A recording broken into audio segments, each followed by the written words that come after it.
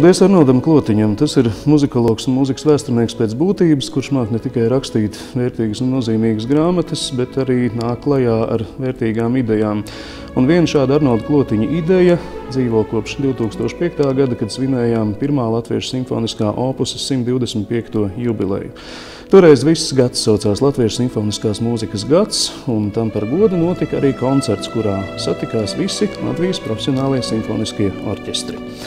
Kopš tā laika ir saglabājusies tradīcija katru jaunu gadu sākt ar Latviešu simfoniskās mūzikas lielkoncertu, kur joprojām satiekas latviešu visi profesionālie simfoniskie kolektīvi, un šogad, starp citu, pirmo reizi tiem pievienosies arī profesionālais pūtēju orķestris Rīga.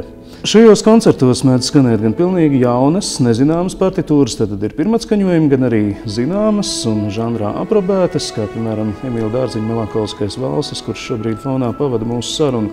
Bet ir arī tādas ilcīgas puszināmas lietas, un viena tāda 20. janvārī, piemēram, būs Imanta Kalniņa svīta Rotāju dancoju. Ļoti agros jaunības gados, vēl mācoties Latvijas Valsts konservatorijas pirmajā kursā sacerēta partitūra. Kādēļ puszināma? Tādēļ, ka kamerversijā mēs to klausījāmies jau pagājušo gadu Imanta Kalniņa jubilejas koncertā Spīķera koncertzālē, bet tagad, 20. janvārī, mēs to beidzot dzirdēsim tādu, kādu Imants Kalniņš to iecerēja oriģinālā, tātad simfoniskam orķestrim. Ausī ļoti tīkams divertisments, kurš, cerams, klausītājiem sagādās daudz prieka. Zināma vērtība šajā koncertā būs Gustava Fridriksona partitūra, kuru Simfonieta Rīga spēlēs savu mākslinieckā vadītāja Normunda Šnē vadībā. Simfonieta Rīga arī katru gadu cenšas sagādāt interesantus brīžus saviem klausītājiem Latviešu simfoniskās mūzikas lielkoncertā. Varbūt, kad mēs mazliet esam atšķirīgi, un tā tam arī vajadzētu būt pēc mūsu orķestra uzdevuma šajā vakarā, it īpaši šogad, kad mēs atskaņosim Gustava Fridriksona gaismēnu spēles Chiaroscuro. Skaņdarbs, kas tika apbalvots ar lielo muzikas balvu, kā tā gada veiksmīgākais jaundarbs.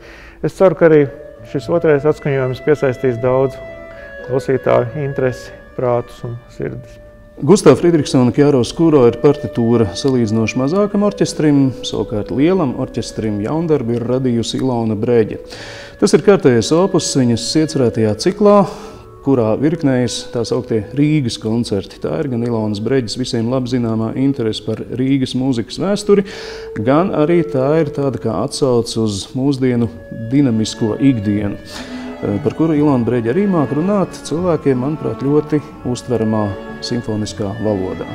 Šoreiz ir tapis 3. Ilonas Breģes Rīgas koncerts, un tas ir veltīts arī kādai jubilejai. 1782. gadā Rīgā tika atklāts Rīgas pilsētas teātris, to sauc arī par Vācu teātri.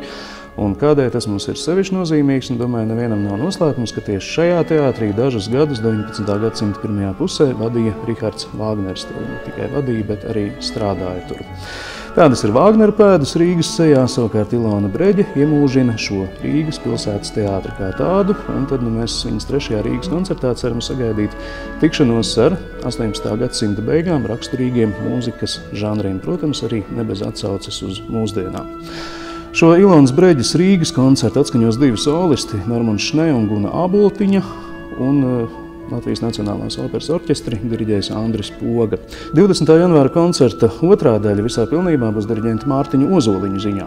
Šī gada simfoniskās mūzikas koncertā klausītājiem pirmo reizi būs iespēja dzirdēt arī profesionālo pūtēju orķestri Rīga, un tieši šim kolektīvam veltīto Andra Dzenīša skaņdarbu Drone, kas komponista skatījumā asociējās tieši ar pūtēju orķestra skaņu, skanējumu.